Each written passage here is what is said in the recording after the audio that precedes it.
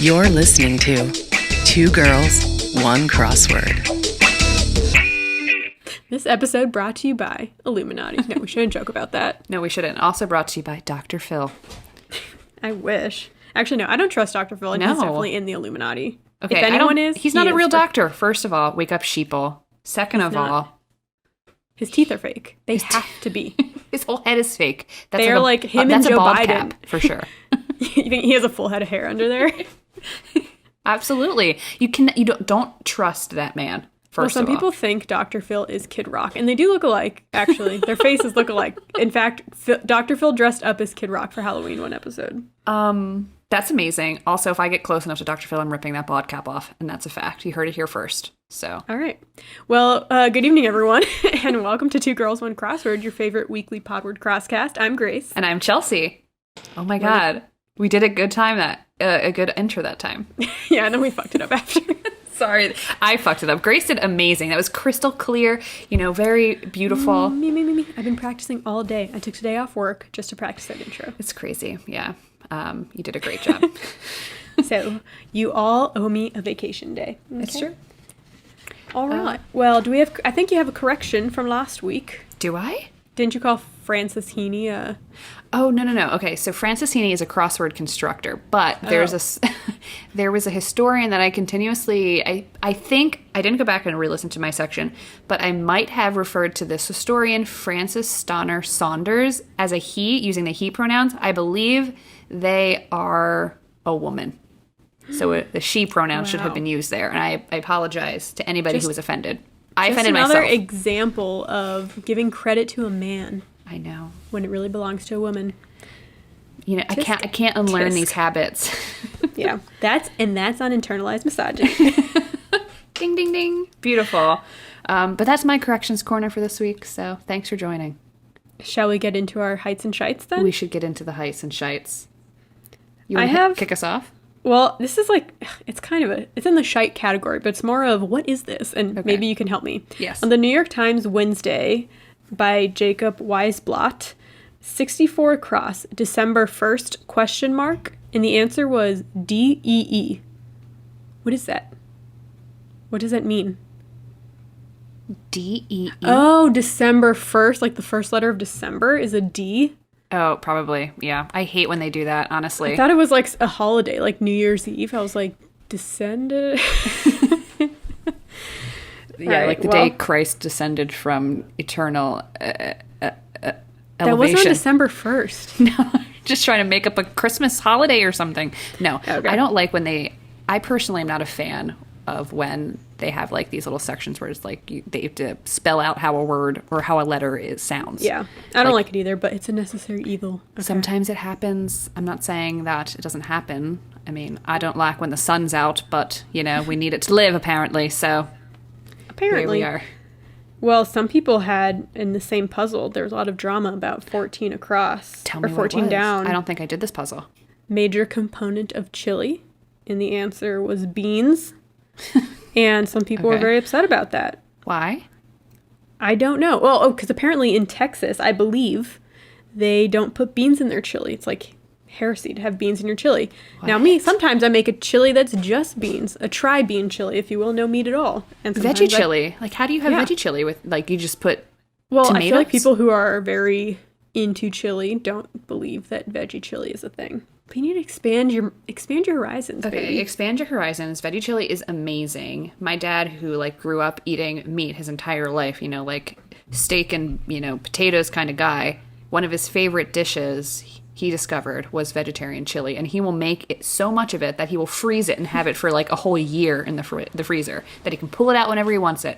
So, my dad mostly eats vegetarian now anyway, but at the time it was a big revelation, and now his horizons are expanded.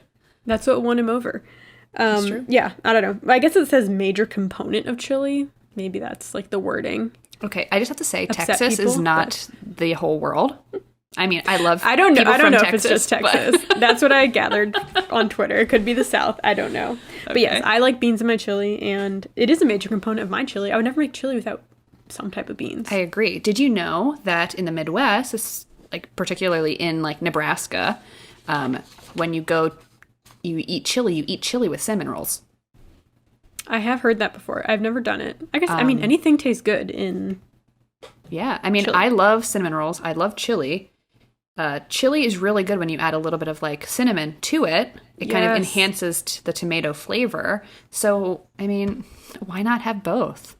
There was a dining hall in my freshman year of college that there was two. One made their chili with cinnamon and one didn't. So I would always go to the one with cinnamon, and I ate that chili literally every day for lunch. That's amazing.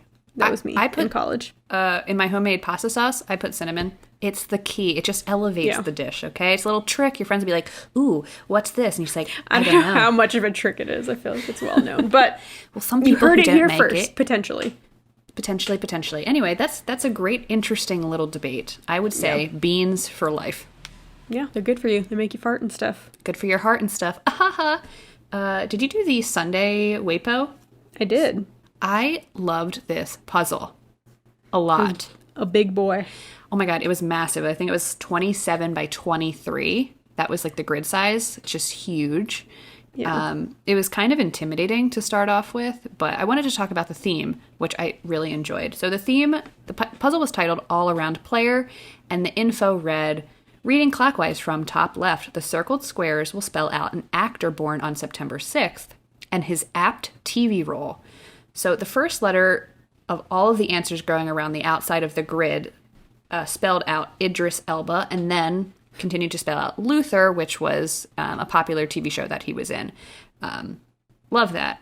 But the additional twist is related to 94 Across. 94 Across, NBA star born on September 6th, and a hint to this puzzle's edges. And the answer was John Wall. And so all of the names of all of the answers going around the outside of the board were all Johns. So John Irving, John Ireland, John Stamos, John Belushi, John Adams, John Updike, John Evan, etc., and just kept going all the way around. So this puzzle came out on the 6th, which was Idris Elba's birthday. It was also John Wall's birthday, and we got all the Johns. Luther, the main character's name of Idris Elba's TV show, is John Luther. I don't know. I just thought it was a really well done puzzle. I did not put the theme together at all. I just filled it out without that. Yeah, I don't know. Sometimes you get it, sometimes you don't. Sometimes you don't. I didn't even look to see what it was. Idris Elba, his name was made to be in crosswords, though. Just the way, it 2 was. 4-letter words. I wonder if his parents were crossword solvers, and they were like, we have to name him this. Maybe. That's why I'm going to name my future daughter Aria. 31, I did like 31 down that it referenced John Stamos from Full House, because weirdly I watched all of Full House, now I'm watching all of Sister Sister, so I'm just going back to my 90s. Amazing. Nostalgia. John Stamos, man, that was an era for me, loving him John in Full Stamos, House. he is so attractive. I mean, he's attractive now, but in Full House. I know. Unbelievable. I don't want to get off on that tangent because we could go on for a long time. Go. But in that puzzle, I did 157 down, nice version of me, question mark. Oh, moi? Yeah. Nice, yeah. I also liked 46 down, phrase about an exciting event that may be typed with a fire emoji. And the answer was, it's lit. So I filled that in. I was like, I don't know if this is it, but it should be.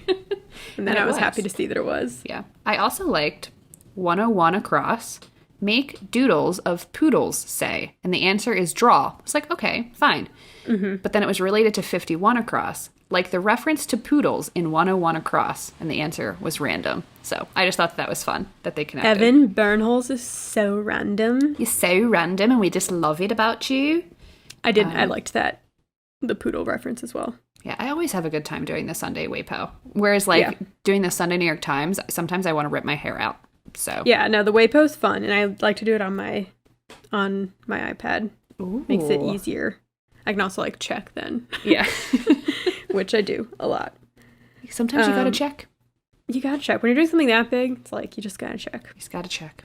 I liked the USA Today Right Guard by Zausheen Bernakel. Mm-hmm. This was yesterday, September 9th. This clue just made me laugh because we see emu all the time as an answer. It's crossword ease. I liked this one. But the clue was 5 down, bird with muscular legs.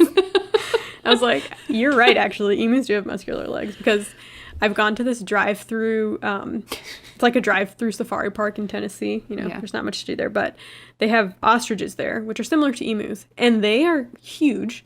And they are muscular. Their legs are like thick. Yeah. But they just look skinny compared to the rest of their bodies, and they come right up to you, and they have blue eyes, and it's a whole thing. Like, but yes, their legs are muscular, but it's weird to think of birds that way. But when you think of like muscular legs, I think of like, you know, thick tree trunk legs, which makes me think of emus with these massive tree trunk legs, which is just a sight to Their legs are basically all muscle, though, ratio of like muscle to fat. It's pure muscle, baby. Okay, do not try to outrun an emu or an ostrich, because... No, they're fast. I would like to ride one, but I think it's cruel. But I think it's also funny. But I probably wouldn't do it, but it is funny to watch when people ride them. If you become really frail in your old age, and, you know, like you're like very light, you know, bucket list it. If the emu is into it... We'll ask first. Consent is important. It is. I liked the USA Today puzzle from Friday, by Margit Christensen, Ears to the Ground, 33 across, after she gave a shout out to Miami, honorific in Hialeah, and it's Senor. Is Hialeah a place in... Yes, the neighborhood in Miami that is majority Cuban. Very nice. How is that spelled? Hialeah, Hialeah. Nice. Yeah. Very nice. Anyways, I saw that. I was like, oh, I know what that is. But I didn't know if other people would know what it was. So. I would have had no idea. Yeah. None at all. But very nice. Did you do the Wednesday New Yorker, September 9th by Natan Last by chance? I didn't. This was a really good one. I liked the opening clue. I mean, the opening answer is also good, but the clue itself is fun. 1 across, civilization in Disney's The Emperor's New Groove. And the answer is Inca. Another really good one was 15 across. I thought this was very creative. No pun intended, or to the actual clue and answer. 1 working overtime in story production, ? And the answer is wild imagination. Very creative. Oh, I do like that. I like that a lot. Yeah. 33 across was Bud alternative ? And I was trying to think of like, I don't know. Pal. Or CBD or like, I don't know. But the answer is PBR instead of Bud Light, like PBR. Got it. 31 down from that puzzle. Why you little ... was in quotes. And the answer is son of a, which was fun. And then 43 across. This one's stumped Matt and I for a bit. Certain obscene gesture, colloquially. I always mess it up. And the answer was 1 finger salute, but we had 2 finger salute in for a while. Because the 2 finger salute is the V sign, which I talked about in a previous episode. The V sign is an obscene gesture in the UK, but the 1 finger salute is the middle finger here in the US. So it tripped me up. But gotcha. I liked it. I liked it a lot. Also, another good one from that puzzle, 5 down, anarchist labor slogan. And the answer was no God, no masters. And I was like, that is a great, clue. That's and good answer. crossword fill. It is. It's really nice. Fun. So that was a really good puzzle overall. I always really enjoy Natan's puzzles. Yeah. The New Yorkers are always fun too. I didn't do any this week. I did do the incubator though. Oh, I think we have to resubscribe to the American Values Club, by the way. As like a side note, just, some business keeping here. This was the September 3rd crossword by Debbie Ellerin, Fab number 4. No, sorry. The name was Themeless number 11. Sorry, I'm doing these off my Across Light, and I feel like they don't show the titles. I don't know. But Debbie Ellerin is the constructor. And I liked 17 across. Woman who's made a tidy sum, ? Marie Kondo. Oh my God, that's so cute. Yeah, isn't it? Very nice. Shout out to Marie Kondo. Loving it. That whole puzzle was fun. The incubators are always fun if you're looking for good indie crosswords to do. They're constructed by women or women-aligned constructors. So yeah, I feel like this one was good because it wasn't too hard. Sometimes they can be really, really challenging, which some people may like. I have you and I struggle with the challenging ones. So, but the ones that are like moderately challenging, I usually find they have like good, funny cluing and nice and creative. Yeah. And I also find that, we're not, these incredible crossword solvers. So if we get stumped, we will look up answers. And I think that's kind of like how you start learning more trivia, and also just learning more about how crosswords are constructed and why a constructor might put certain words in or use certain clues, or how they phrase clues can kind of, lead you to believe one answer or another. So I don't have a problem with like looking up answers if it gets to that point. But when you're doing an indie puzzle, it tends to be difficult to look up answers because they're not these syndicated puzzles where every clue ever done on the New York Times ever, you can find like that on the internet. Google it. You just Google it. You can't really Even Google day some of. of the... I know, exactly. Some of the indie ones you cannot often Google. So No. if it's a tricky one, you're stumped for good, for life. You're SOL. Yeah. All right. Well, that's all I got for you. That's all I got too. Shall we move into the coin flip? Yes, let's do it, baby. Do it to All it. right, I am flipping the coin now. Who will it be? It's heads. That's you. It's me. Okay. I guess we should just get into it then. My topic comes from the Wednesday, September 9th USA Today puzzle by Xiaoxin Bernakel. 35 down. Dessert that wobbles. Jello. Jello. I knew you were going to pick this one. When I saw it, I was like, this is a Chelsea. Did you? I thought this Yeah. was. I thought you could potentially do Jello too, honestly, because it's I just thought that we'd already strange. done it before. No, we have No, not. we haven't. But it is something that I would do, obviously, because I'm doing it. Ahaha. For those of you who are new listeners, I tend to like food topics. Not all the time. I try and, space them out because Grace is like, of course, you're doing a food one again. Chelsea has her own podcast where she just talks about food. To myself. I have one listener. It's and actually me. private. Yeah. You have to be invited to be able to listen. And I'm not currently accepting any new listeners right now. So thank you. Okay, so before we get into Jell-O as a brand, we're going to talk a little bit about what Jell-O is and where it comes from. So what is Jell-O? Horse hooves. Horse hooves. Not really. To put it simply, it is gelatin. Jell-O as a brand is spelled JELL-O, but it's generalized as Jell-O sans hyphen. Jell-O as a brand got its name from gelatin, which comes from the Latin word gelatus, which means stiff or frozen. Gelatin is a protein produced from like the collagen of boiled animal bones. So not specifically horse hooves, just, you know. But they do use horse hooves. They probably do use a lot of animals' bones and things to make all types of gelatin. So basically it's boiled animal bones, connective tissue, and other animal products. Vagueness there. That is not what Jell-O looks like it is at all. No. It has been used regularly in food preparation since the 15th century, which is the 1400s for anybody out there that gets confused. Your basic gelatin is translucent, colorless, and flavorless, which is interesting, thinking like it comes from potentially horse hooves and other animal bones. You boil them down, and then now you've got this like tasteless goo. Basically. It's science and food are just so crazy. They're so random. When it's dry, it's very brittle, but when it is moist, it is very gummy. Okay? I'm sure we've all seen gummy or moist Jell-O, you know? Oh, yeah. It's got that, like, gumminess to it. It's got that jiggle. It has a little bit of a jiggle. Not only is Jell-O used in foods, you can also use it in medicine, like drug or vitamin capsules, photo paper, film, and cosmetics. You will find Jell-O, or gelatin, I should say, in those products. Yeah, it's what I use for blush. Just rub some Jell-O on my cheeks, call it a day. Yeah. And it's good for you. Yeah, it's all it is horse hooves. It's natural. Natural. Gotta love the natural horse hoof blush that I got today. So in order to make gelatin, like I said, you essentially boil down these animal scraps, right? And it releases this collagen, which then eventually, like when it kind of sets, becomes this like gelatinous blob. The earliest evidence of people using gelatin is in, it's kind of like as a basic glue that people would use in cave paintings.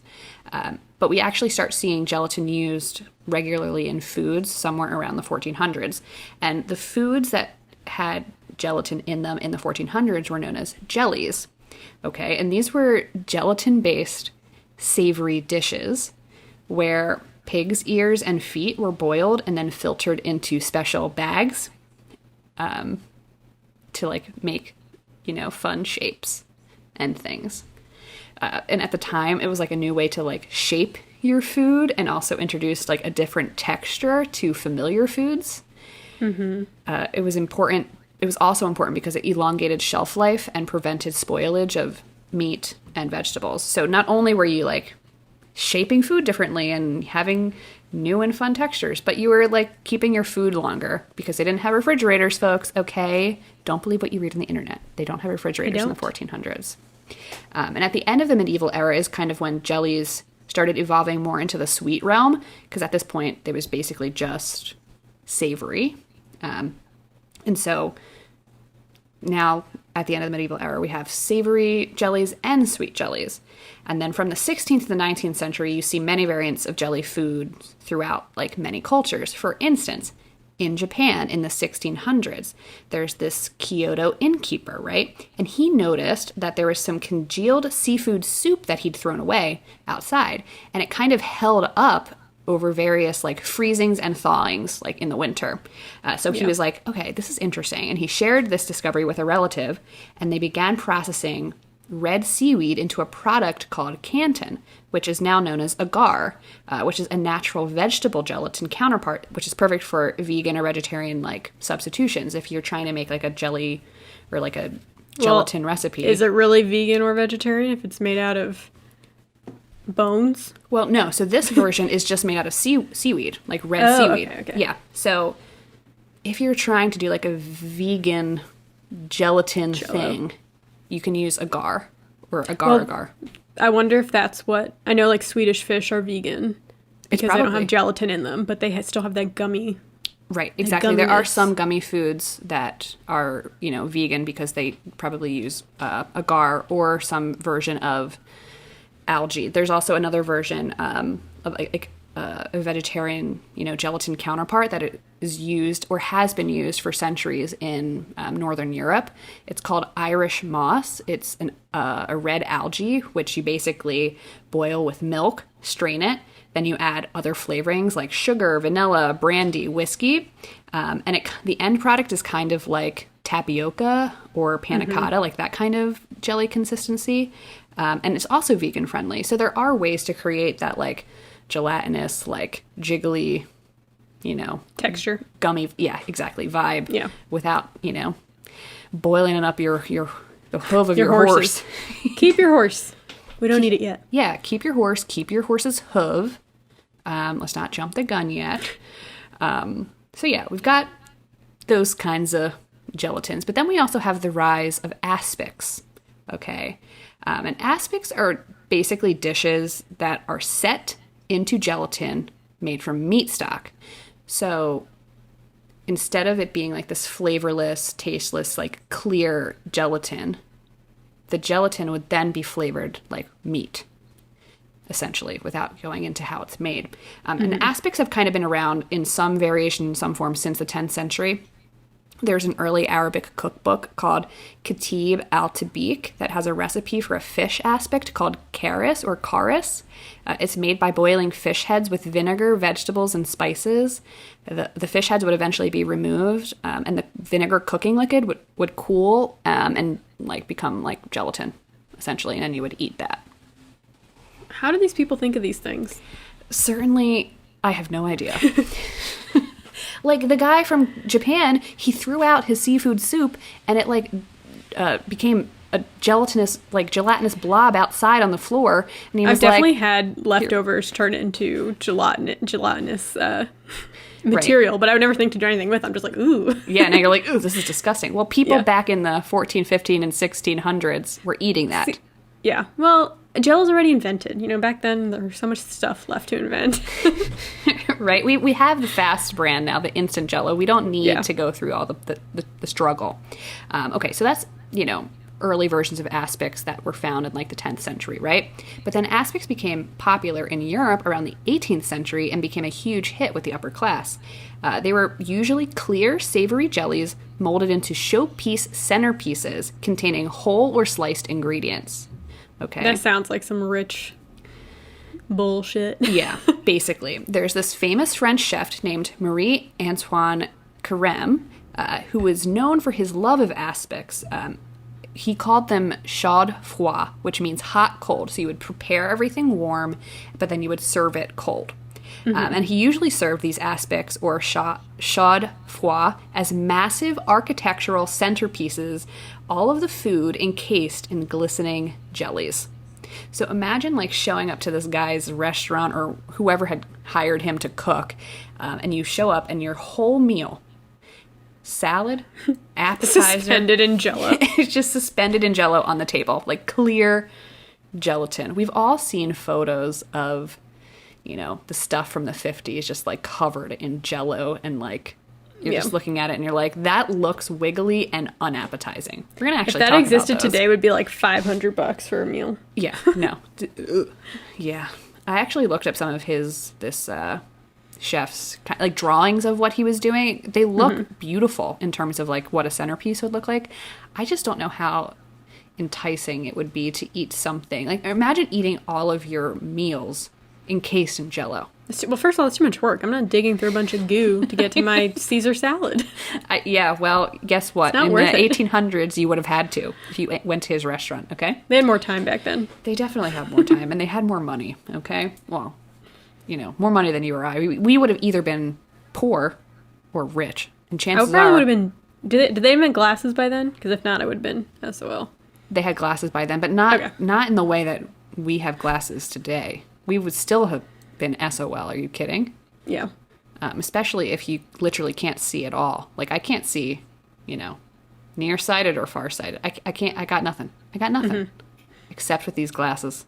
Tune into YouTube to see my glasses. That was a good plug. Okay, let's forget about this French chef. Let's move on. We're in the mid-1800s. There's this guy named Peter Cooper, and he's an industrialist, but he's also a glue magnet. Yes, folks, you heard it here first. He made glue and distributed it. Thank you, Peter Cooper. So he took all he knew about making glue and redirected some of the production into making pre-made gelatin. Thank God for that, right? So in 1845, he patented the first gelatin dessert mix, a transparent powdered gelatin processed with lemon, sugar, eggs, and spices. It didn't do well. Sadly, Peter Cooper did not do well in the Jell-O game. So in 1897, there's this cough syrup manufacturer named Pearl B. Waite. He too was not doing well with the cough syrup manufacturing. He was also a carpenter, and he also manufactured laxatives. He was really just a struggling businessman looking for anything. He was trying to do too many things. That's the problem. He just needs to relax, focus on one thing. And I tell you, if he had focused more on the Jell-O thing, maybe his life would have turned around, because he eventually ended up selling his,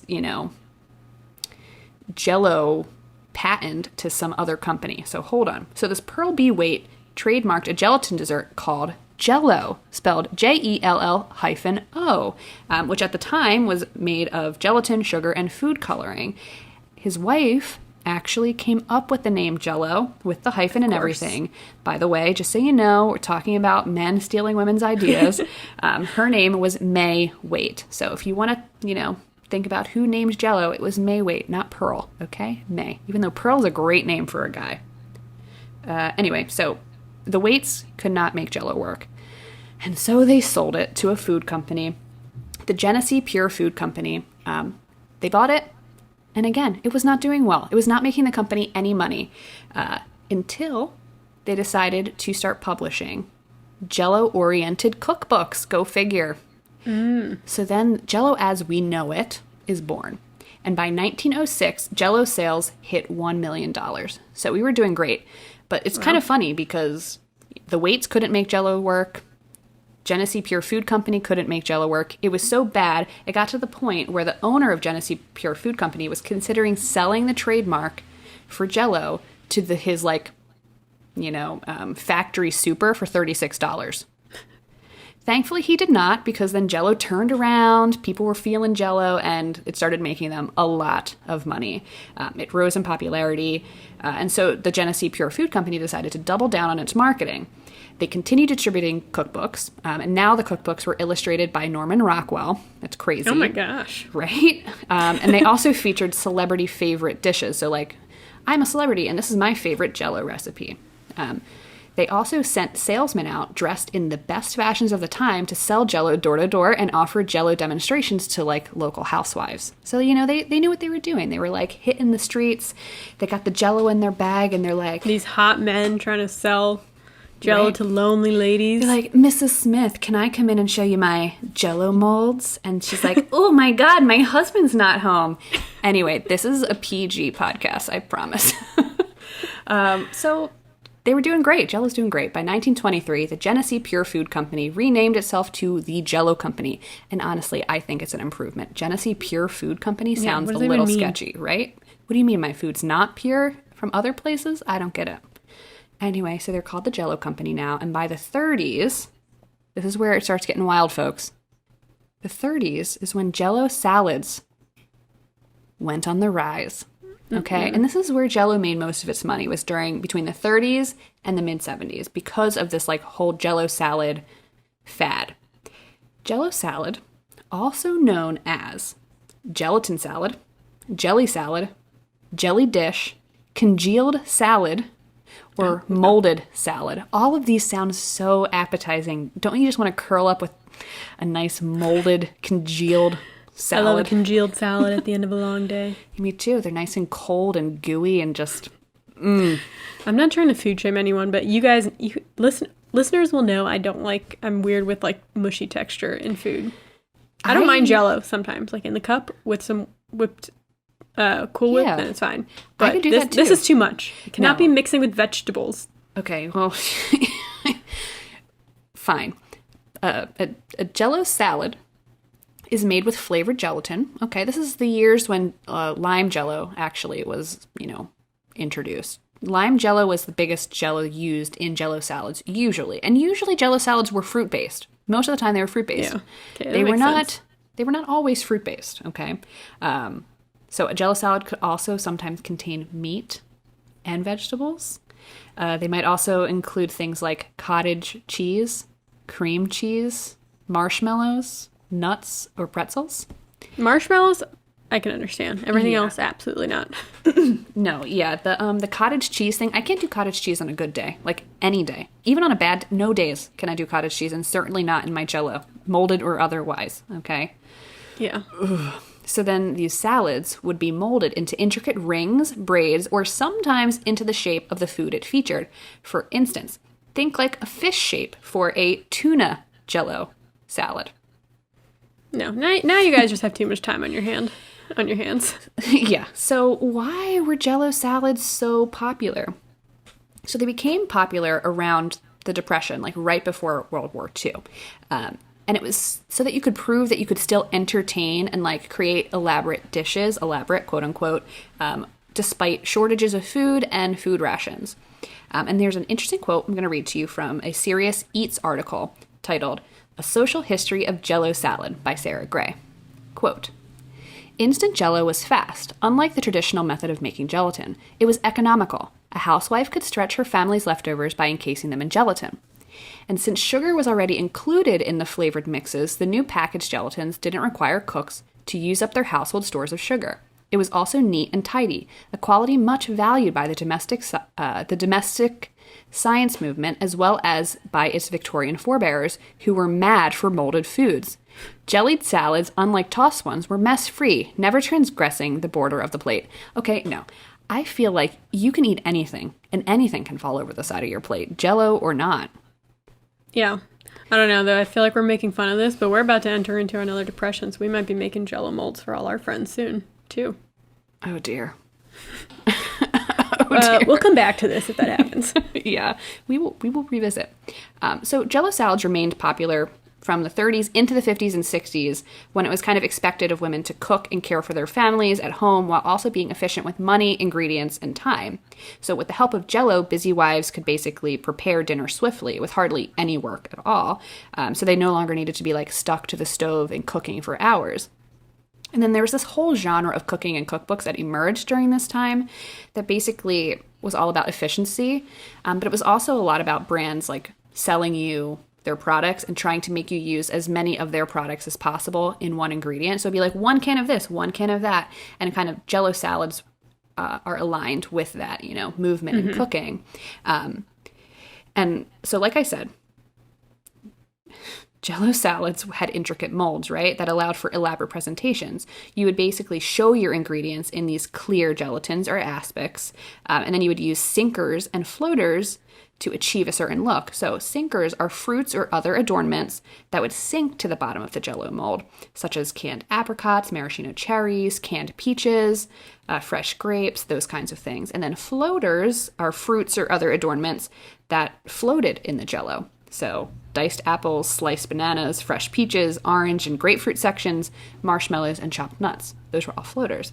Then what else you could do is you could fold cream or mayo into the gelatin for an opaque appearance. So if you wanted it to be white, you know, like opaque. Not clear, that's what you would do. And then you would finish the whole thing with more adornments of, like, let's say frosting.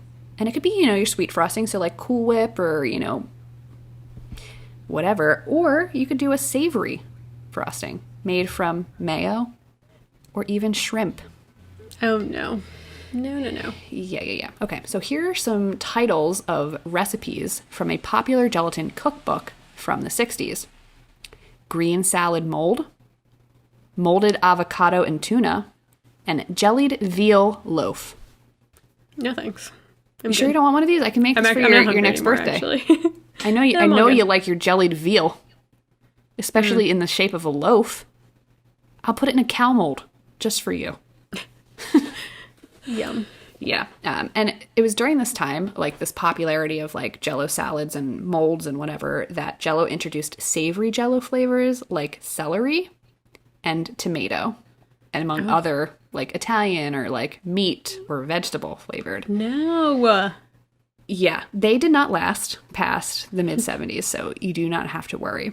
You can still buy your like regular flavorless Jell-O and flavor it yourself with any savory flavor should you want. And yes, Jell-O, we are looking for endorsements. Thank you. Yes, we're open to sponsorships. Okay. Yeah. It was also during this period that, like the 50s, that we have to thank for Jell-O shots. Oh, okay. That's when Jell-O shots were invented, and you would add rum or vodka. And apparently it was easy to sneak Jell-O shots onto army bases. So, like, you would, like, someone would make you a lot of Jell-O, but they would spike it, and then you'd bring it on base, and you would eat your Jell-O and get drunk. Yeah.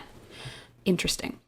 By the 70s, Jell-O salads were pretty much, like, entirely out of fashion. Dieting trends were changing.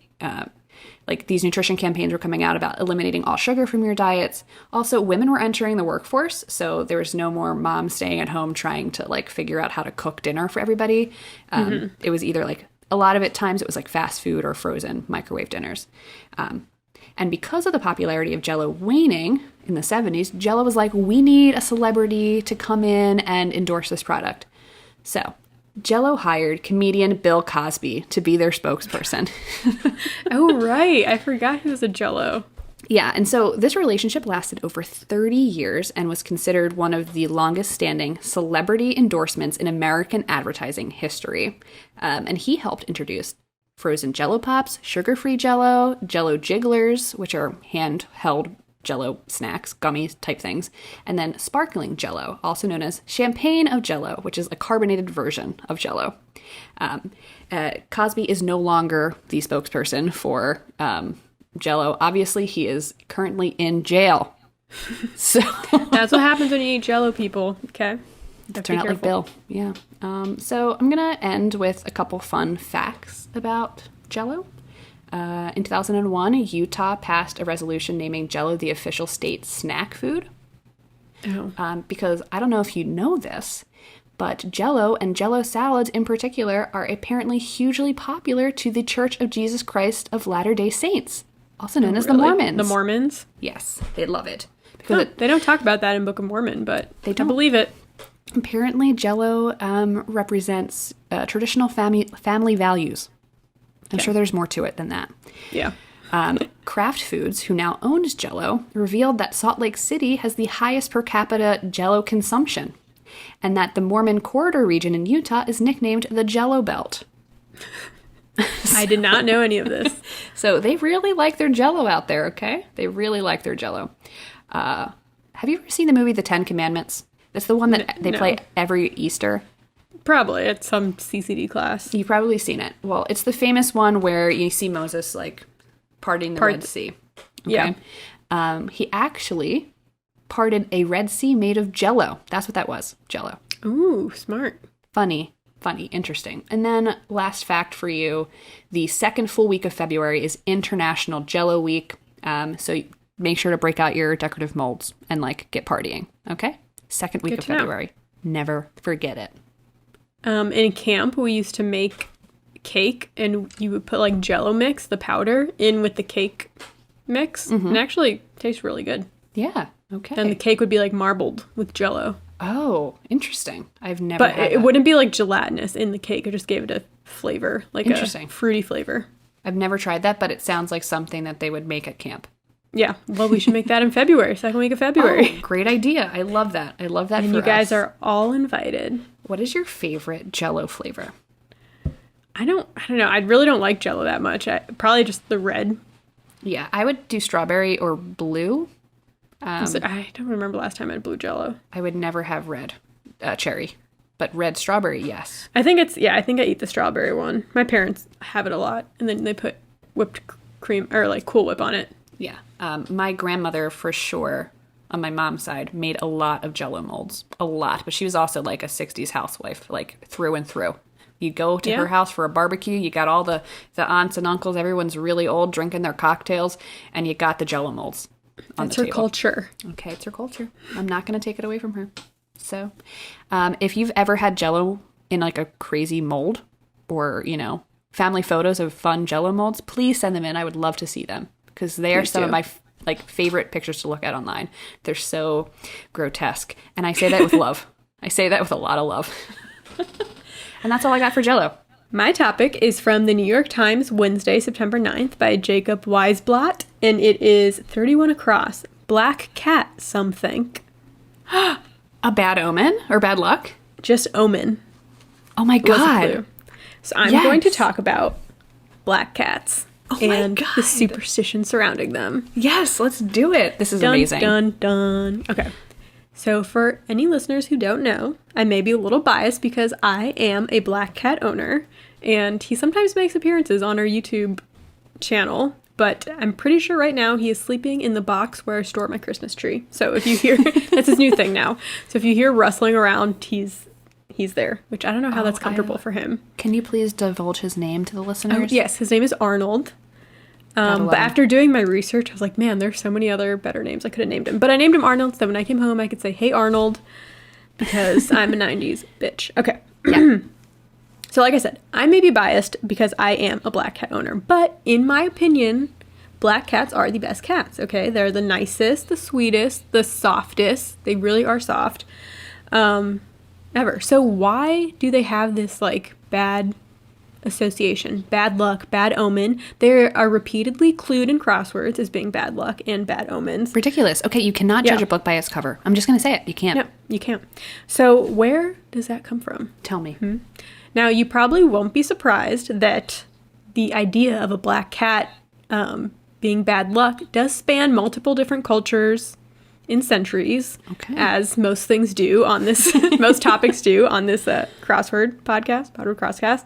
But you might be surprised that in some cultures, black cats are actually considered good luck. I am surprised. Okay, Yes. let's move to those cultures. Yeah.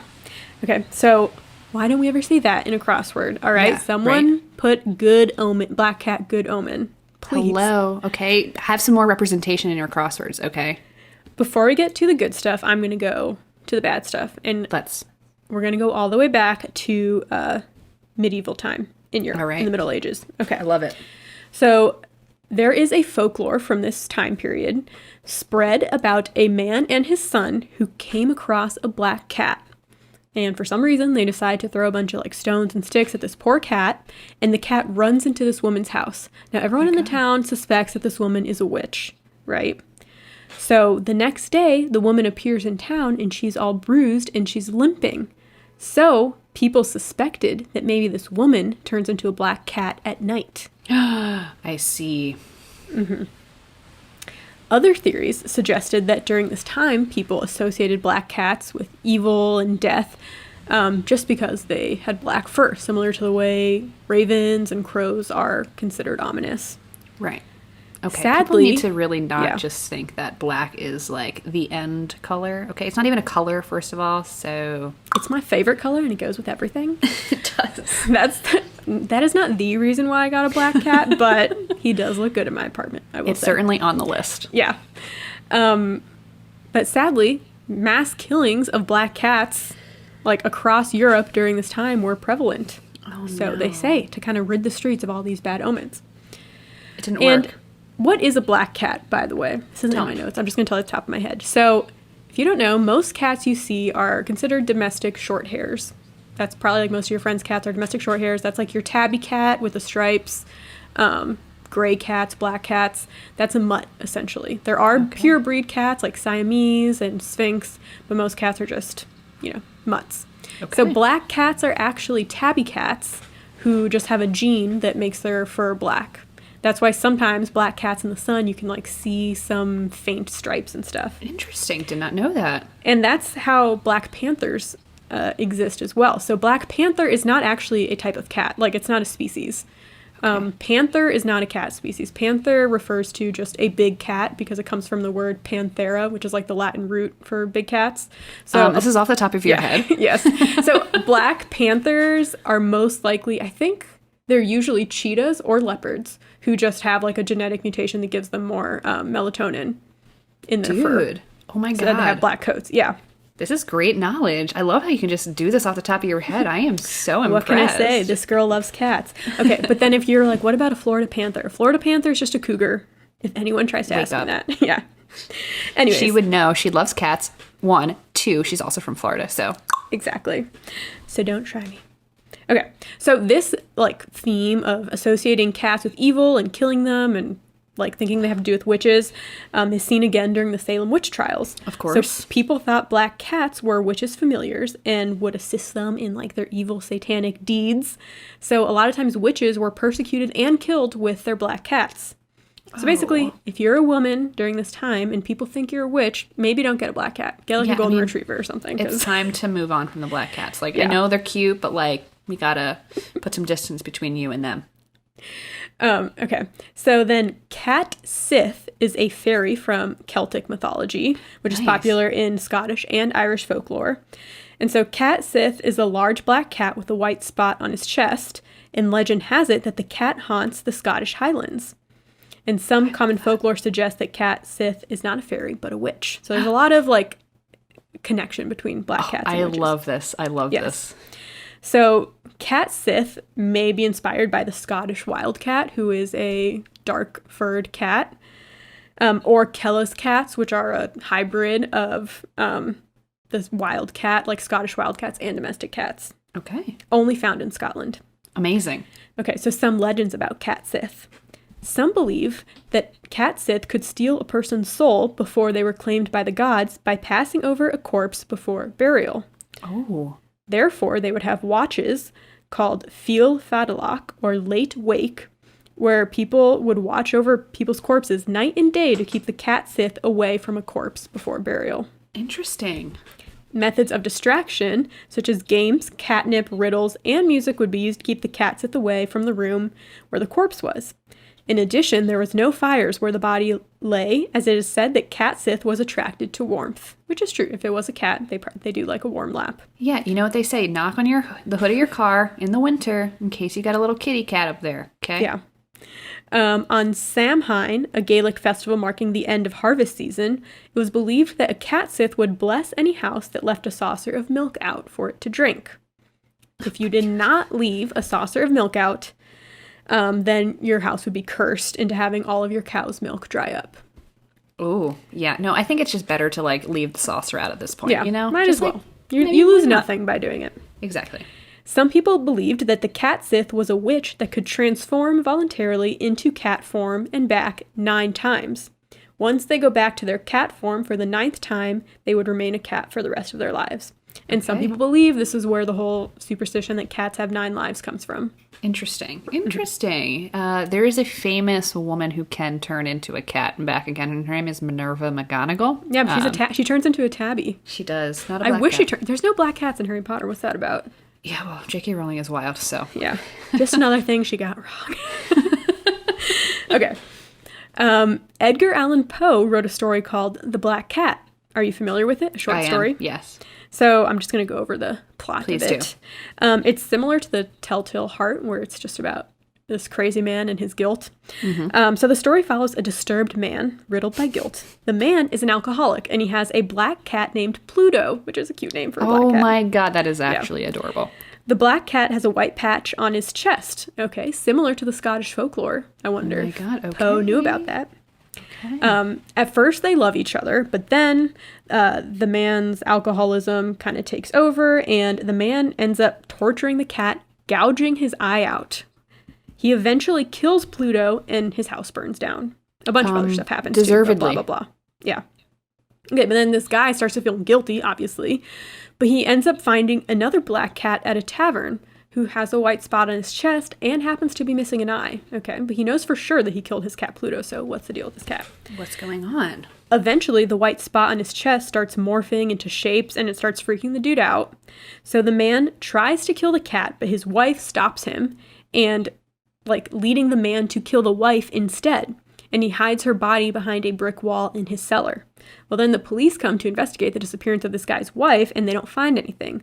On the last day of the investigation, the guy starts feeling cocky, so he leads the police down to the cellar, and he starts knocking on the brick wall by being like, oh, look how sturdy these walls are. Well, when he knocks on the wall, there is a inhuman wail coming from inside. Oh, yes, I'm remembering now. So then the investigators were like, what the heck is that? So they tear down the wall, and they find the wife's body dead.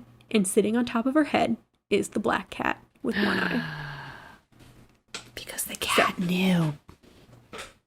So that's kind of the bad things associated with black cats. But what about the good stuff? Tell me the good stuff. Okay. So in Japan is one of the main places where black cats are good luck. You know, the superstition here is if a black cat crosses your path, it's a bad thing. But in Japan, if a black cat walks towards you, it means good luck is coming your way. And that's not the only incident of black cats being associated with good luck. All of this information is from an article I found on catster.com called 7 Ways Black Cats Bring Good Luck Around the World by Louise Hung. Hung is Chinese, and she says that her Chinese mother, who is a feng shui master, specifically puts her black cat, Tiptoe, which is a cute name, Tiptoe's bed at the north side of her house to ward off evil. So if you want to learn more about feng shui, you can listen to episode 47, Good Energy and Good Boys, because we talk about, good stuff coming in from the north. Yeah. English superstition says that giving a bride a black cat on her wedding day will bring her good luck in her marriage. It's also thought that newlyweds with a black cat in their home will have a long, happy life together, and the black cat will ward off evil spirits. Amazing. And Japanese superstition says that a black cat will bring a single woman many good suitors. So, Arnold? Can you start working? Yeah. And you've probably seen fortune cats, which are the, cat figurines with the paw that goes up. And those are meant to bring good luck, wealth, and prosperity. Most of the time they are white, but they are also made in black. A bonus for the black ones is that not only do they bring good luck, wealth, and prosperity, but they also frighten away demons, evil energy, and stalkers. So they're putting in the work. It's kind of a better deal than the white cat, I would say. I mean, why would you even bother at that point? I mean, white cat is cute too, but if you had to pick, if it came down to it, you're holding a gun to my head, I would go with the black one. Yeah, I mean, you might as well. Stalkers. You would like this. In Norse mythology, the goddess of love, fertility, and beauty, Freya, rides on a chariot pulled by 2 black cats. Yes, she's the baddest bitch. To win favor with Freya, farmers would leave bowls of milk for her cats, and in turn, she would bless them with a good harvest. Oh, Similar to the, Scottish Yeah, lore. leave the black, Yeah. you know, the milk out for the black cat. Just do it, and you'll have milk for life. But and food. actually, you shouldn't feed cats milk because it's not good for them. Cow milk. They can't digest it, people. Okay, neither can we. Okay, you heard it here first. In theater, it is said that if a black cat somehow finds its way into your audience on opening night, you will have a long and successful run. I knew that one. I know that one. I didn't know that one. I mean, how often do black cats go to the theatre? The theatre. Well, hopefully enough. Black cats can also lead you to treasure. French peasants long believed that if a black cat was released at a crossroads or 5 roads intersect, the black cat would lead you to the road that had treasure at the end of it. Similarly, in the folklore of Chiloé of southern Chile, black cats are needed when hunting for the treasure of the carbunclo, which is a small animal that contains riches like lucky precious stones. Oh, So okay. black cats can help you find treasure. Nice. In the south of France, black cats are known as magician cats or money cats. If it is shown the proper respect, like being given the first bite of dinner, having a nice bed to sleep in, or being given a home after their owner's death, the cat will reward the person with wealth and good luck. That sounds like Rumpelteazer and Mungo Jerry, to be honest with you. When I read this, I was like, did a cat write this? The first bite of dinner. English sailors considered black cats good luck and would take them aboard the ship as ship cats. Sometimes their wives at home would get black cats to assure their husband's safe return. Amazing. And then pictures of ship cats are so freaking cute. There's one in particular, this one's not a black cat, but it's like, it has a little hammock in the ship where it sleeps, because, you know, the ship's rocking. And, you know, they're on there to kill vermin and other pests. And the black cat, bonus, you get good luck with it. So Yes. Okay. the chief mouser of the HM Treasury in the UK is a black cat named Gladstone, and he does a really good job. Okay. Oh my God. We talk a little bit about Chief Mousers, I think, on my presidential pets episode. I don't have the episode off the top of my head, but we do one about pets, and the Chief Mouser is featured. There are plenty of cats that work every day. Okay. They do it. And the chief one is a black cat, and he doesn't get the respect he deserves. Okay, so despite all of this, black cats are still considered bad luck in the Western world. They're associated with Friday the 13th, witches, blah, blah, blah. The space shuttle program, STS-13, made a humorous He's mission... making it... Oh, his tail. If you are listening via YouTube, this is the moment where the black cat made an appearance. So come on in. Arnold, I'm talking about you. Come here. I did not mean to cut Grace off, but it was a very important moment and a very relevant moment. I think he'll jump up. Usually he's like all over me. There he comes. Okay, so the space shuttle program, STS-13, made a humorous mission patch that included a black cat in the number 13. And it's really funny, and I want to buy it and put it onto a denim sweater. Denim jacket. A black cat in fighting stance, which is what I like to call a Halloween cat, where they have the arched back and the poofy tail, is used as an anarchist symbol, mostly associated with anarcho-syndicalism, which is a branch of and this is a word I can't pronounce, anarchism that focuses on unions and labor organizing. So black cats are pro-union, yes. Okay, I love this. No God, no masters. Yes. So in 2017, the RSPCA, which is the UK like animal rescue place, said 70% of their abandoned cats were black cats. The ASPCA has said that black cats have the lowest adoption rates. In 2014, Toronto held an event on Black Friday that waived adoption fee for black cats. That's a really cute idea, actually. Yeah. And it said that some other shelters had adopted this. No pun intended. But why are black cats, why don't they get adopted? There are a couple different theories. One, because they're associated with bad luck. Two, they're not as flashy as maybe the other cats in the shelter. Or I think it's because they don't photograph that well. And I think you're right. Everyone wants to put their pets on Instagram. Yep, they don't really photograph that well. Yeah, they have no depth, because they're all one color. But what they do is they, if you have an all-black wardrobe or a very black-heavy wardrobe, I feel like it's better to have something with black fur than Oh, yeah. I mean, I can never have a white cat because I wear so many black pants. Yeah, no, my dog sheds all white fur all over me all the time. It is like the bane of my existence. So, Well, sometimes I think it would be funny to get an all white cat. So I have like an all black one and an all white one. I'm like, but I can't do that because then it's like, what furniture do I get? You know, no, right? Yeah, I try you and have to get change stuff your now whole wardrobe. Yeah. There he goes again. Okay. However, things are looking up. All right. Black cats are starting to become more in vogue. Witches are in. You know, the new Sabrina, whatever. Yes. Black cats are having their moment. And some shelters reported that after the success of Black Panther, black cats were starting to get noticed more. Oh, my heart. Yeah, my heart. They do. I know. They do look like little Black Panthers, though. Oh. But yeah, so I just want to end by saying good luck or bad luck. Black cats have like the most interesting history of any of these other cats. Hello. Tabbies and whatever. I mean, no shade to any of those. Adopt any animal you want. But black cats are cool. They have a cool history and they look cool and they're the best. So Preach. If you're in the market, you should get one. Please. The end. Please. Thanks for coming to my TED Talk. I love that. We have friends that have gotten black cats recently. So I know. Out of our friend group, there's 3 black cats. it's amazing. I love it. Yeah. But reading this, I was like, oh my gosh, so many good names. These are my top names for black cats, if anyone Let's cares. do it. Pluto. Perfect. Cute, I think. October. Oh, wow. That is really cute. 13 would be a cute name for a black cat, I think. Wednesday, Wednesday Pugsley. It's my dream if I ever get 2.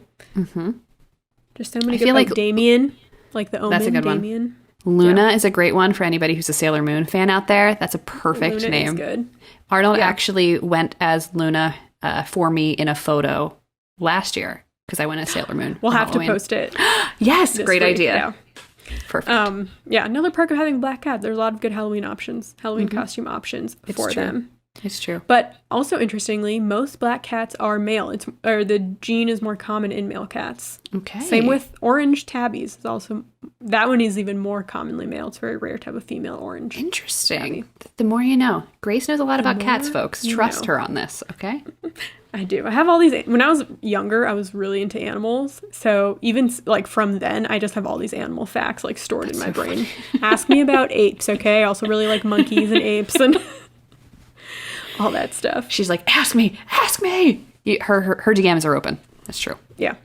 So that's great. I love it. I'm so glad you did a topic on cats. I love Arnold. He is so cuddly and just brings a lot of joy to my life whenever I'm over Grace's house, which I have not been over in like, it feels like a year, but it's been like 6 months. So I know. I miss that little boy. Yeah. Soon enough. But yeah, so let's all just agree black cats are good luck, okay? They're good luck. Let's change the narrative, guys. Yes. Okay. What is it? There was a Hamilton reset? line. Cultural reset. There's a Hamilton line I was going to say. There is. It's like, the narrative. I'm putting myself back in the narrative. Yeah. Or something. It's like, I'm taking myself out of the narrative. Yeah. Sorry to our listeners who have to hear that. We love you, though. Thanks for joining us. This was a great episode. Thanks, Grace, for all your cat knowledge. Again, please DM her with any cat questions or ape questions. Cats or apes only. And then any Jell-O questions you can direct to Chelsea. Please do, especially if it's related to tuna in Jell-O, because I want to see photos of that. So that's basically the only reason I'm asking. So if you want to talk to us, you can find us on Twitter at The Good Eve Girls. And you can find us on Instagram at The Good Eve Girls. Wait. No. Are we on Good Evening Girls on Instagram? Yes, I messed up. Okay. And then we're on TikTok as The Good Eve Girls. And you should follow us on there because we started posting new stuff. Yes. And other than that, that's all we got for you, folks. That's it, and that's all. That's that on that, in the words of Drake's father. So, thanks. See you next week. We'll see you next week.